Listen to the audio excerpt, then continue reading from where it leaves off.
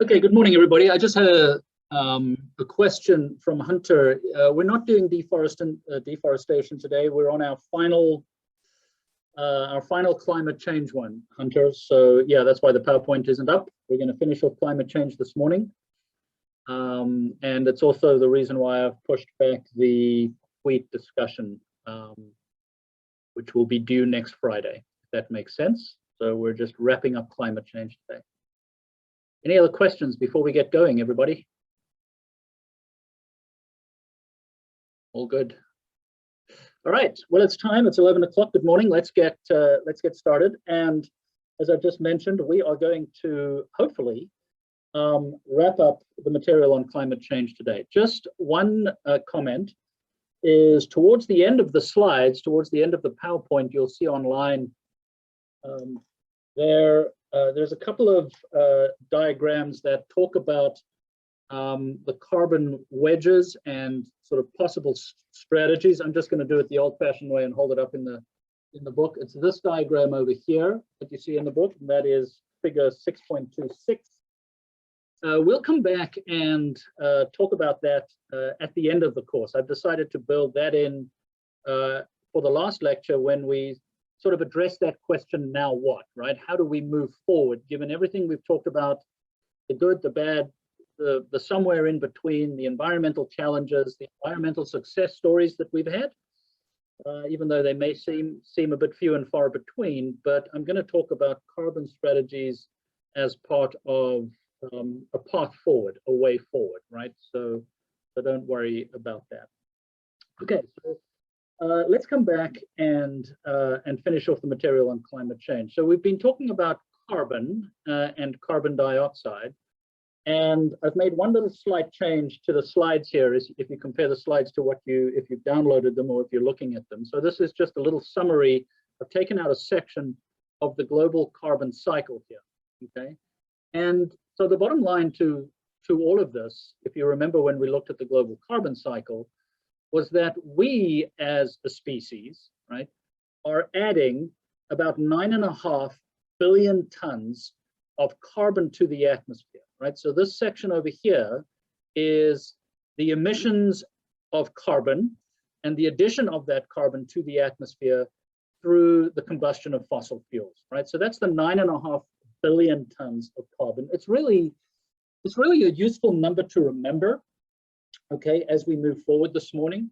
Remember also, if you want to express that as carbon dioxide, we just multiply that by 3.67. If you do that quick multiplication in your head, you come out to about 35 billion tons of carbon dioxide, right? So that's emitted through essentially the combustion of fossil fuels, human additions to the atmosphere. Then on the right-hand side here are the arrows where we also cannot ignore the additions of carbon to the atmosphere that we get from deforestation. Remember when we cut down trees, and that's going to be the next section that we talk about here this morning, that carbon gets released into the atmosphere. So that 1.6 gigatons or the 1.6 billion tons is the addition of carbon to the atmosphere from deforestation, and then humans through respiration are putting out about 0.4 billion tons. So what this all means in the big picture is that we are adding about 11.5 billion tons of carbon to the atmosphere every year.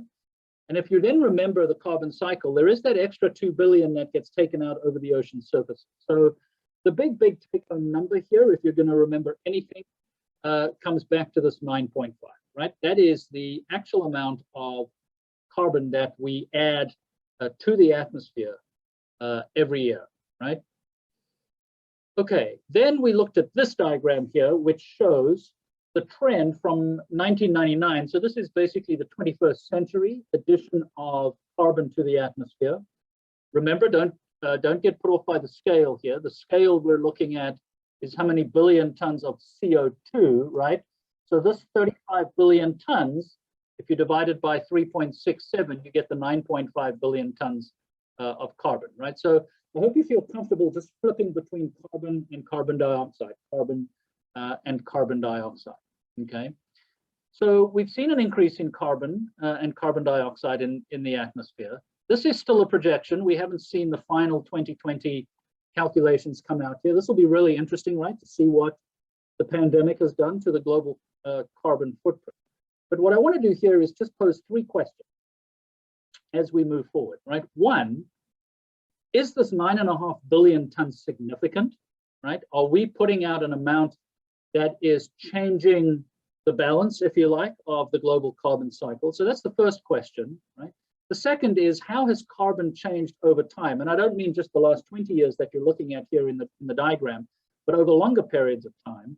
And critically, everybody, and that's the question we're going to address this morning in a little bit more detail, is how has the climate responded, right? How has the global climate and the atmosphere responded to these changes in the addition of carbon to the atmosphere? And can the climate withstand these additions or not, right? Because if the climate can just go, whatever, I can take another 9.5 billion tons every year, then that should say something about potential policy moving forward. So that's where we're going this morning, right? Looking at the significance of these additions and where we may go from here. All right, any questions on that? Everybody comfortable with where we're headed?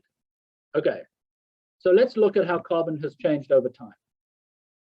So this shows global CO2 from it's actually 1958 through to 2020. So this is measured on the top of Mauna Loa in Hawaii, on the big island in Hawaii, right? Now notice here we've changed the scale again. Okay, so we're going to keep consistent with how this is reported.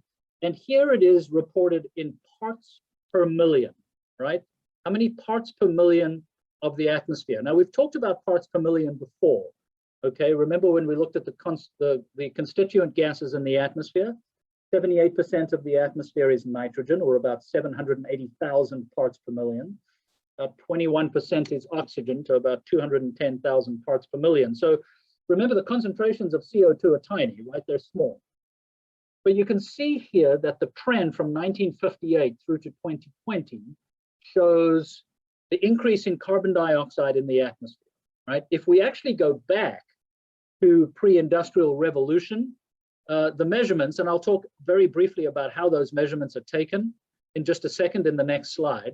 If we look at the top here, pre-industrial levels of CO2 are in about 277 to about 280 parts per million. So that's pre-industrial revolution. We are now at 414. So the 414 number is the 2020 update, right? When the book went to press, it was still the 2019 data. So 414 parts per million is where we currently are, right? One other comment I just wanted to make about this diagram. You'll notice that the solid line is the annual average. And then you'll see here, each year has these little wiggles, up and down, up and down, up and down, right? CO2 in the atmosphere changes seasonally. Okay, when summer comes along and the vegetation gets into full bloom, more carbon dioxide is taken out of the atmosphere. So we see these little dips, right? And then when winter comes along and we get the dieback of vegetation and that carbon is released back into the atmosphere, we get little spikes, right? So there is a seasonal trend to carbon dioxide, and then we smooth that out to look at the overall trend. So this is the global trend in CO2 measured on the top of Mauna Loa on Hawaii. That's what it's done. This is incidentally the most complete, the most accurate, the most widely used record of CO2. Folks, this isn't fake news, right? This is observable, measurable. We know that carbon dioxide in the atmosphere has gone up. And if you're interested in units and you're starting to think about, well, wait a minute, we're doing parts per million and we're doing carbon in billions of tons and CO2, right? Here is what it comes down to. 1 part per million in the atmosphere. Okay, if you increase carbon dioxide by 1 part per million, or increase carbon by 1 part per million, I should say, that's the same as saying 2.11 billion tons of carbon, right? That's the same as saying 2.1 billion tons of carbon. And so what that means, if we just try and bring this full circle for a second, and we think about what we've just talked about, okay, we have increased in the last year alone CO2 in the atmosphere by 4.5 parts per million, right? The numbers have gone from about 409.5 to about 414 parts per million. So we've increased CO2 in the atmosphere by 4.5 parts per million. Okay, so if we take 4.5 and multiply that by 2.11 billion tons of carbon, that gets you to your 9.5, right? I'm not going to ask that in an exam, but just in case you're thinking about how do we transfer between parts per million to billion tons of carbon to carbon dioxide, okay? Any questions on that before we move on? This is a really important diagram, everyone, because it sets the scene for what's to come in terms of long-term trends and what temperature might do. Does that make sense, right? So these are measurements taken in Hawaii, geographically isolated at an elevation of about 10,000 feet. If you're interested in carbon dioxide, you probably wouldn't want to take it, 10 yards from a coal-fired power plant, for example. All good, everybody good? Okay. If we take a step back in time, we then need to ask the question, well, is that significant, right? How much has carbon dioxide changed in the atmosphere, not just in the last 50 or 60 years, but let's go back a little further.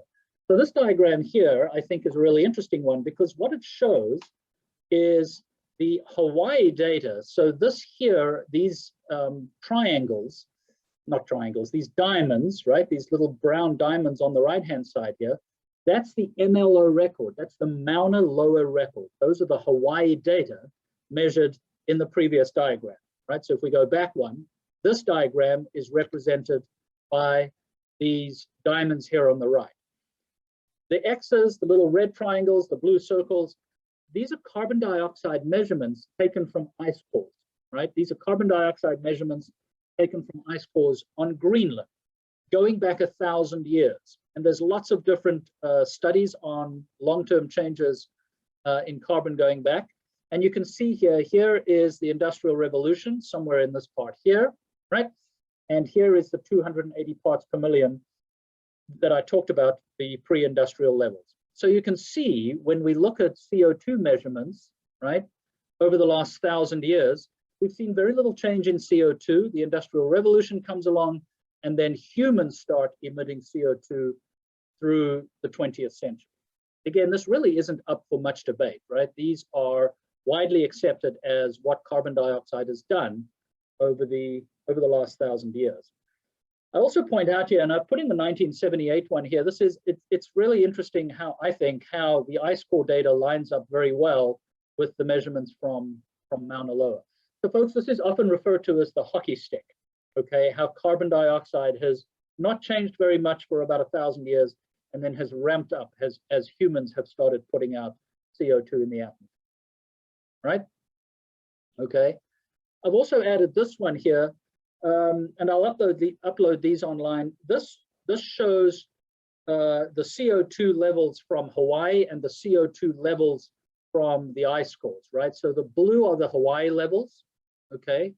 And this is the ice cores, right? So this is the combination of what you've just seen on the top. So there's the ice core in green and there's Hawaii.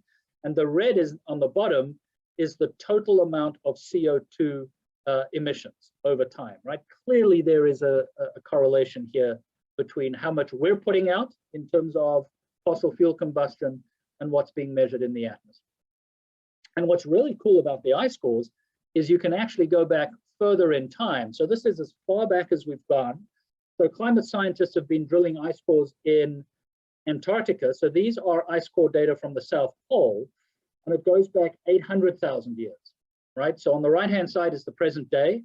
I've put the 414 parts per million there on the top, and you can see how the carbon dioxide levels are fluctuating over, let's call it geologic time, going back 800,000 years, right? So it goes up and down and up and down. You can see there are periods where carbon dioxide reaches this 280 parts per million, more or less, okay? And there are periods where carbon dioxide is really low down here at about 100. So what do you notice from this diagram, everybody? What jumps out to you on this diagram? It's so sporadic throughout the years. Okay, cool. Yeah, so it's sporadic. Yeah, goes up and down. What else do you notice? That's correct.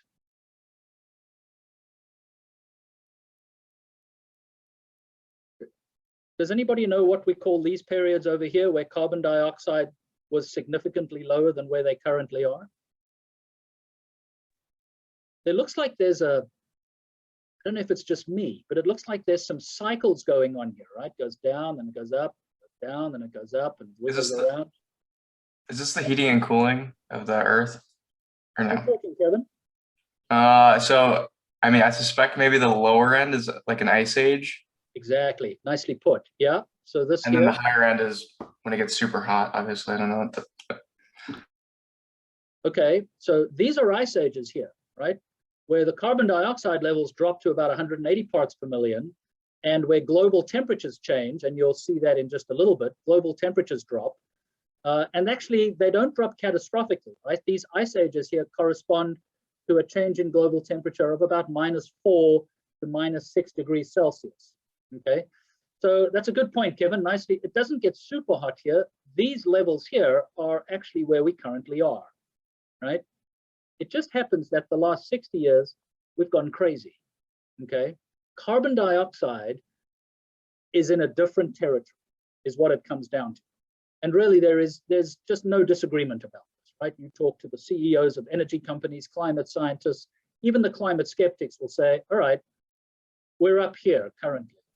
And the question that we're going to address, and that's why I framed those questions, is this significant, right? Should we get worried about this?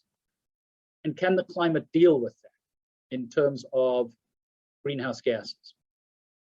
Okay, does that make sense, everybody, what we're looking at?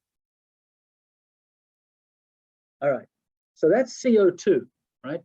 So we know that humans have put out more carbon dioxide into the atmosphere. We know that we are at 414 parts per million, and that's a level that hasn't been measured for 800,000 plus years. We have not seen CO2 levels at these levels in a million years, pretty much, okay? So now comes one of the key questions. What about temperature? What has climate done in response, if anything, to the temperatures? All right. So here is the big, gigantic, important diagram. If I were you, I would probably say, I may see this again on May the 6th at about 11:30 in the morning, or somewhere thereabouts when we do the final exam, right? This is the key diagram because this shows how temperature responded over the last 130 years. So how have we plotted this, right? So you're looking here at what is called a temperature anomaly. Okay, so what has happened here, everybody, is they've taken the global temperature record, wherever it's been measured around the world, okay, and they've plotted that record, that annual average, as to whether it is colder or warmer than the 20th century average. So this horizontal line that I'm drawing here, a little bit wiggly, right? This here is the important caption. That is the 20th century temperature as if we took it to be 0, right? And any year that plots above that line is a positive temperature anomaly. In other words, that year is warmer than the 20th century trend. Anything below the line, i.e. anything in blue, is colder than the 20th century trend. And this is the temperature record from 1880 through to 2019. I'd like to hear from someone here. What do you see? How would you describe the overall global trends in temperature in the last 140 years? There's nothing below 0. Say it again, Holly. Sorry, there's nothing below 0. It's all above 0.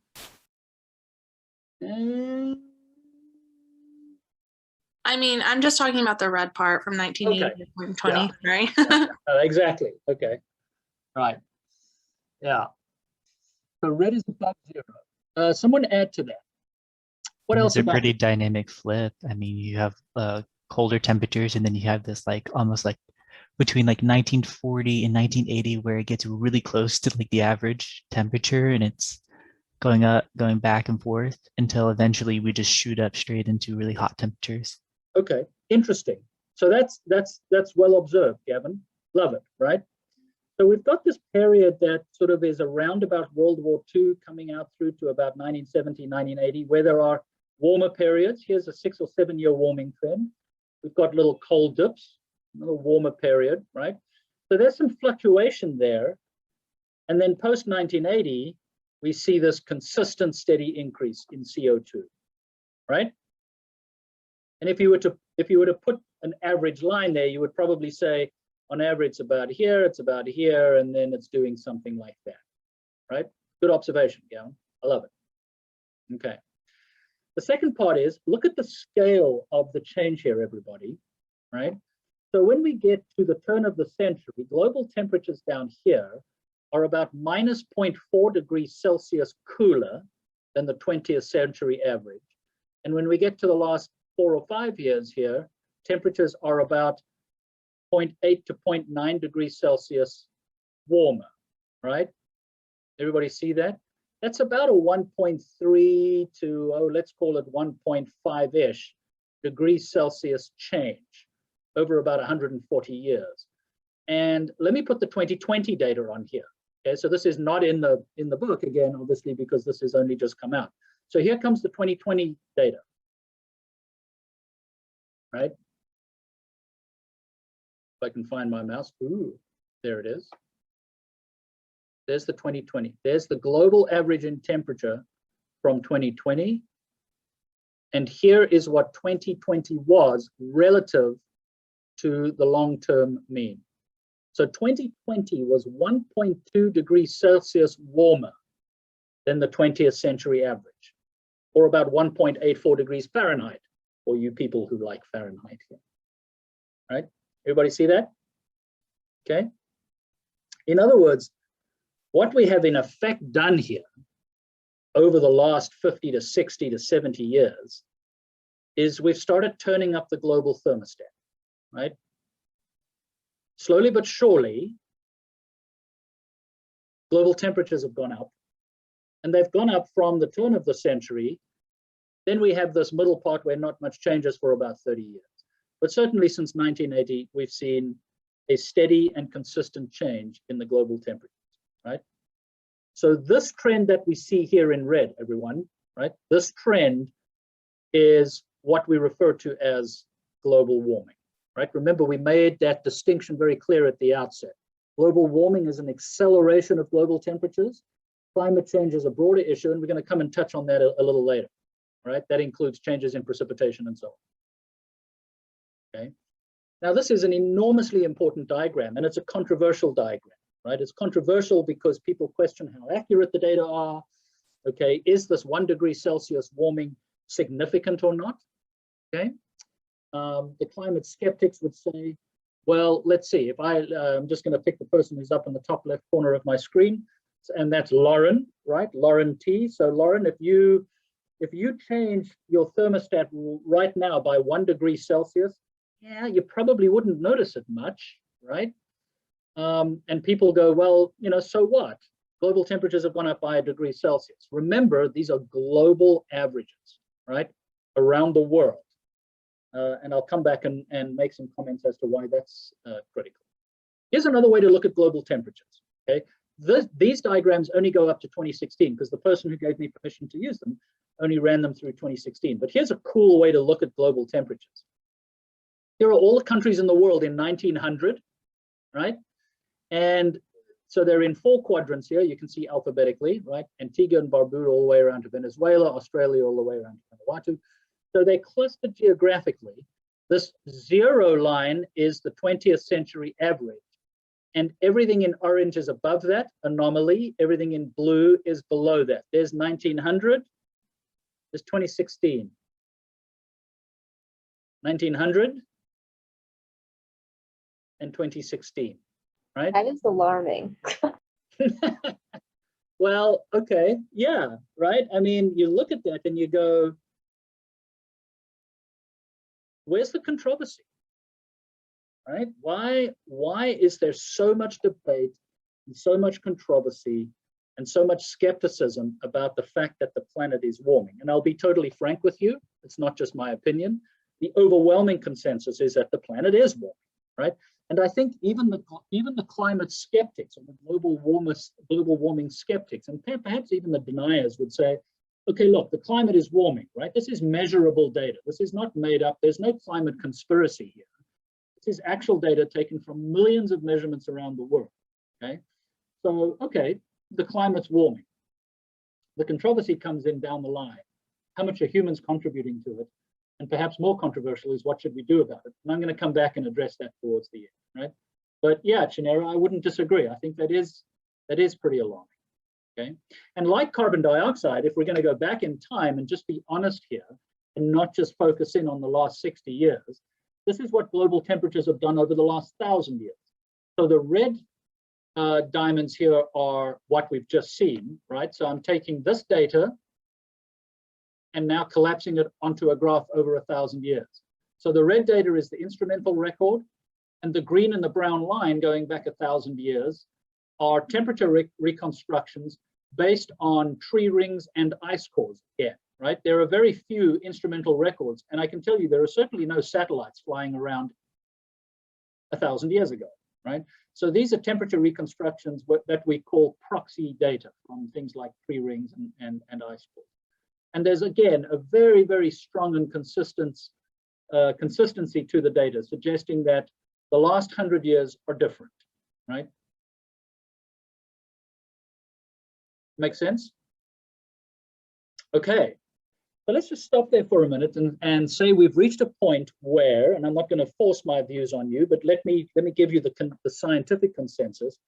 We've reached a point where we're in a different realm when it comes to carbon dioxide, right? Humans have increased the carbon in the atmosphere by something like 40% since the Industrial Revolution. And we've increased global temperature, okay? Now we start thinking about, well, is one really causing the other, right? Is there a correlation between carbon dioxide and surface temperature? Well, there certainly is when we look at the last 60 years, right? So this shows the correlation between carbon dioxide in brown and the temperature anomalies in red, okay? There's a pretty strong correlation there. I don't know if you remember your introductory stats, but that correlation coefficient, anybody remember what the correlation coefficient is? Right? The closer you are to 1, the stronger the correlation between the two variables. Okay, so this is a very strong correlation between temperature and carbon dioxide. Here's another strong correlation. The correlation between crude oil and the amount of chicken we eat. And you go, wait, what? Wait, what? Right?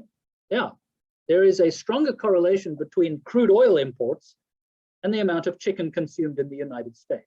So why am I showing you this silly diagram? It's just to remind you that correlation, a good correlation between two variables, doesn't necessarily mean one is driving the other, right? It doesn't necessarily mean one is causing the other. So this is a spurious correlation. Some may just call it a silly correlation, okay? So does that mean that the relationship between carbon dioxide and surface temperature is silly or spurious? I would argue it isn't, because if we remember our discussion on the greenhouse effect, right? And the fact that carbon dioxide is a greenhouse gas, and we know it increases temperature, we would probably argue that this is a realistic and scientifically sound correlation. Wait, so you're saying that the carbon dioxide has a stronger correlation than the temperature anomaly? Is that what you're saying? No, I'm glad you asked that. I'm just simply saying, it's a good question, Chinera. I'm saying that the correlation between carbon dioxide and temperature is strong and physically makes sense. The correlation between oil imports and chicken consumed is silly. I went to a conference once where someone showed an incredibly strong correlation between the air quality in Los Angeles and the number of strikeouts by left-handed pitchers at Coors Field in Denver during night games. It's like, well, that doesn't make any sense, right? It just happens to be what we call a spurious correlation. So this is a physically sensible relationship between carbon dioxide as a greenhouse gas and driving surface temperature. That's all I'm saying. Does that make sense? No? Yes, it does. Okay, we're good. Cool. That's a good question, right? Any other questions, gang? Does that make sense? Right? Okay. So now we get to more difficult territory, okay? If carbon dioxide has gone up, and I hope I've made the case that it has, right? And if temperature's gone up, and I hope to have also made that case, then the question becomes, where do we go from here, right? What are global temperatures likely to do in the next 80 years? One. And two, is it significant? And then three, what should we do about it? Okay. So this becomes much more controversial because the reality is we don't know what global temperatures are going to do for the next 80 years, and we will not know what global temperatures are going to be in the next 80 years until we get to January the 1st, 2100, right? I'll be 138 at that point, if I'm still around, okay? We're not gonna know what global temperatures will be by 2100. So how do we get there? How do we make these predictions about what global temperatures will do? Well, we use these things, right? We use climate models, which are not perfect, but they're also not just sucked out of thin air, right? They're the same climate models that give us weather predictions and tell us what things are likely to be based on how the atmosphere behaves, based on how the physics of the atmosphere works. So what are we looking at here? So what I've done here is I've drawn the temperature record from 1880. We've seen this, right? The blue lines and then the red lines.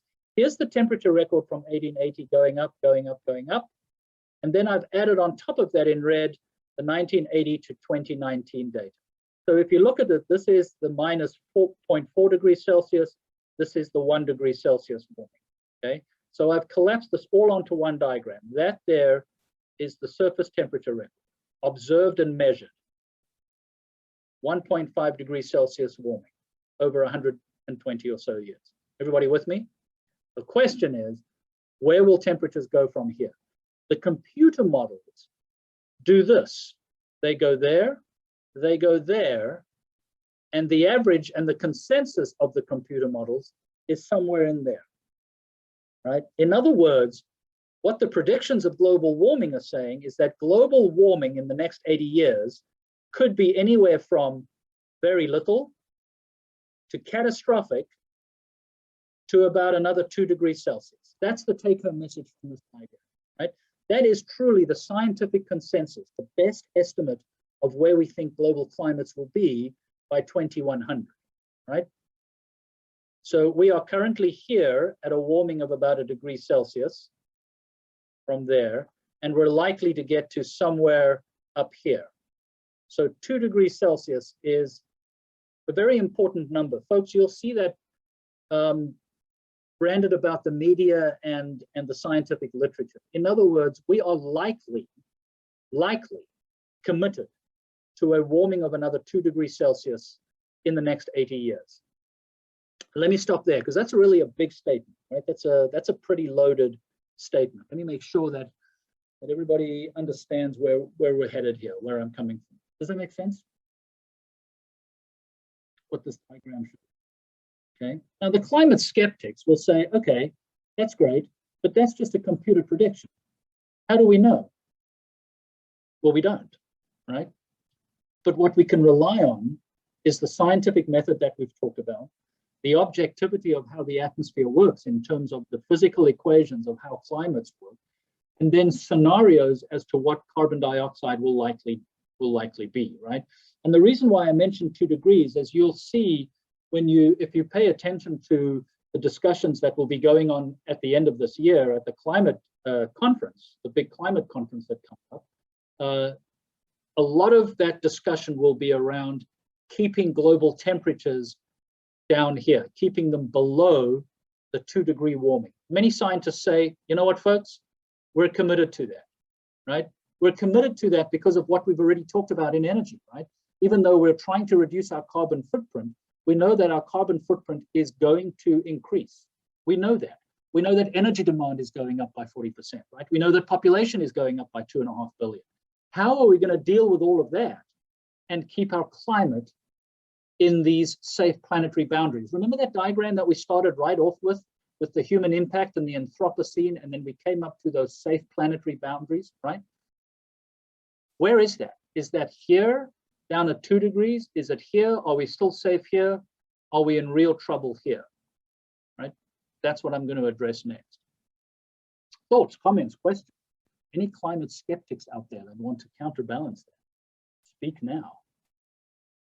Any thoughts? I'm not a climate skeptic, but like maybe this is me being skeptical. Sorry. Good. Skepticism's good. Skepticism's good.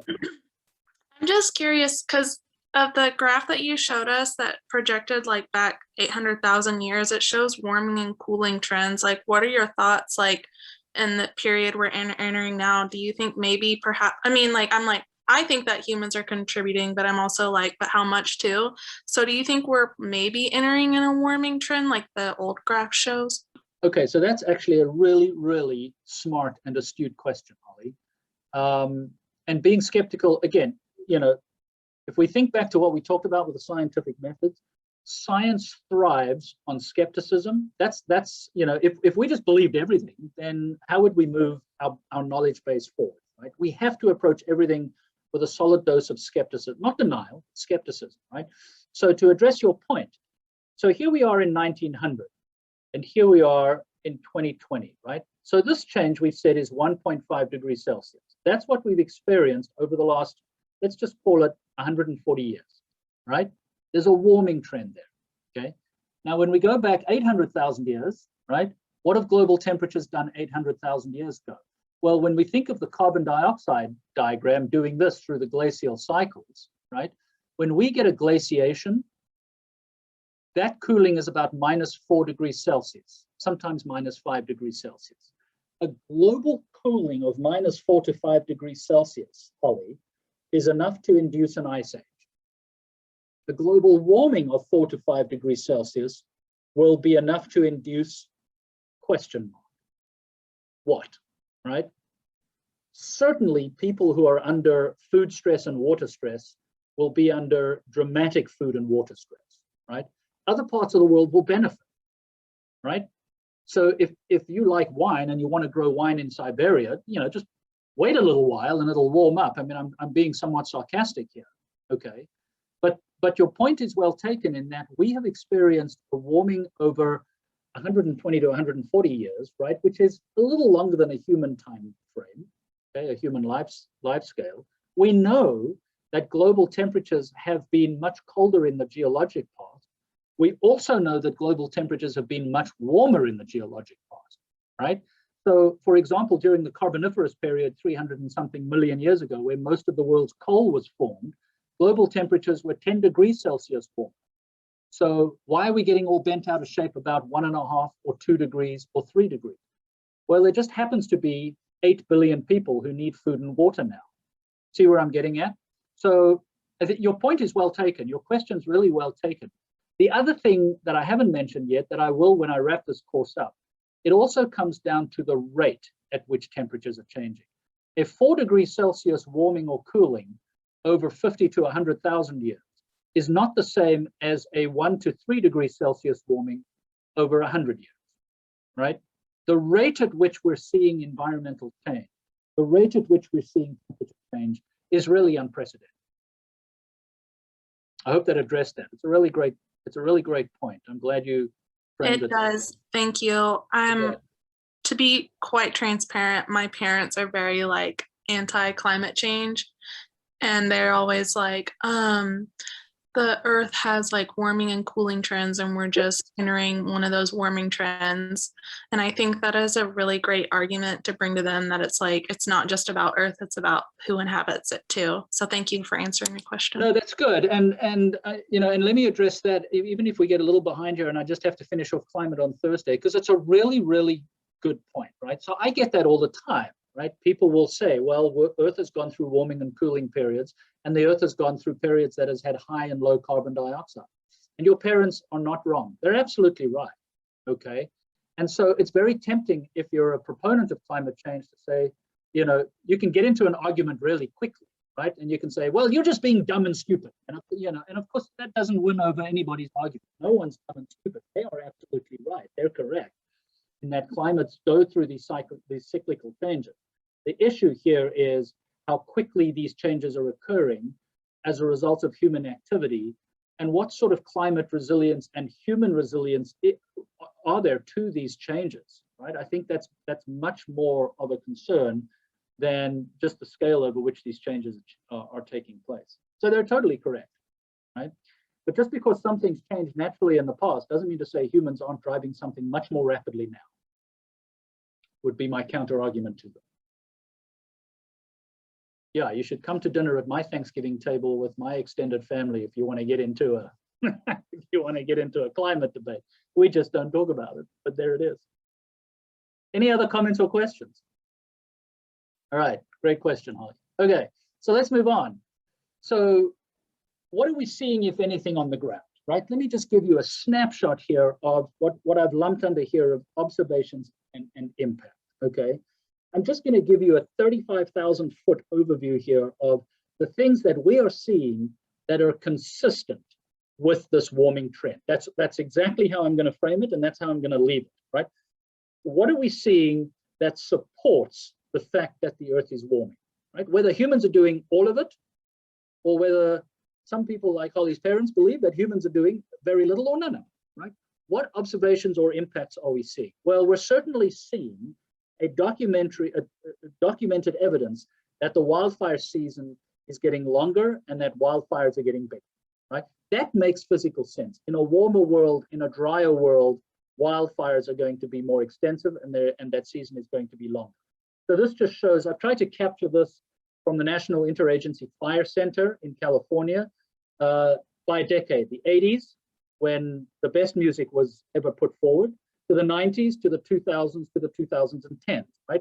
Wildfires across the US are getting bigger, and the wildfire season is now about 2 months longer. That is consistent with a warmer world. Here's another one where a picture is worth 1,000 words. There is so much evidence that we're seeing the retreat of global glaciers, right? Melting ice caps, okay? Here are just 3 examples, right? 2 from North America at the top and 1 from Argentina at the bottom. Look at the one from Argentina at the bottom for a moment. I can't remember the name of this glacier. Here where my mouse is moving on the right, you can see the snout of the outflow of the glacier. Here on the bottom, it's way back up in the top left, right? It's pretty hard to argue with this documented evidence that our glaciers are retreating. These, incidentally, everybody, are land-based glaciers. This is ice sitting on land that is melting and going into our ocean. That's what's driving sea level change, right? Not icebergs that are already in the oceans that are melting. That's kind of like having a glass of water with ice in it, and when the ice melts, the glass doesn't overflow, right? So this is land-based glaciers that are melting. Here's a little personal example that I'll share with you. If any of you get an opportunity to go to Iceland, do it. It's a fantastic place. It's a short flight, okay? Take a very, very healthy credit card with you because it's nice and expensive. But when you get there, the geography is absolutely awesome. And here is one place that everybody goes to, pretty much, right? This is the Jökulsárlón glacial lake. The blue dot down here is where that glacier is. It's Europe's biggest ice sheet. And I'm standing on the edge of the glacier. Up on the right here is the glacier. So this is kind of like an iPhone panorama. And the bridge on the left, okay, is where the ocean is, right? And let me just go to the next slide here. So this is looking down from space. So here is the bridge on the left. Let me just get so right there is the bridge on the left. And this here is where the glacier was in 1978, okay? And here is where the glacier is in 2016. That lake wasn't there in 1935. The glacier came right down to the road. John just put, I went to the spot in Iceland. I hope you went kayaking there, John. It's absolutely spectacular, right? So we're seeing, you know, a lot of evidence of glacial melt from parts around the world. Here's another line of evidence that is consistent, right? This is Greenland. So Greenland is this enormous ice-covered island here, and this shows the extent of the Greenland ice melt. So we know that the ice melts in summer and then it refreezes and it melts. So that ice cap that sits on Greenland has a heartbeat. It's got like a pulse, right? It melts and it refreezes, and it melts and it refreezes. And this shows the extent of the Greenland melt in millions of square kilometers, right? From the early 1980s, okay? And you can see there's enormous variation during warm years, but generally speaking, over the last 20 to 25 years, right, we're seeing an ice melt of about 20 to 25 million square kilometers. And the concern about the Greenland ice melt, you can see how it's sort of wedged in there. The concern about the Greenland ice melt, I won't go into this in any huge amount of detail. It's kind of beyond the scope of the course, but it's important from a climate perspective. When the ice melts off Greenland, that is a lot of fresh water coming into the North Atlantic.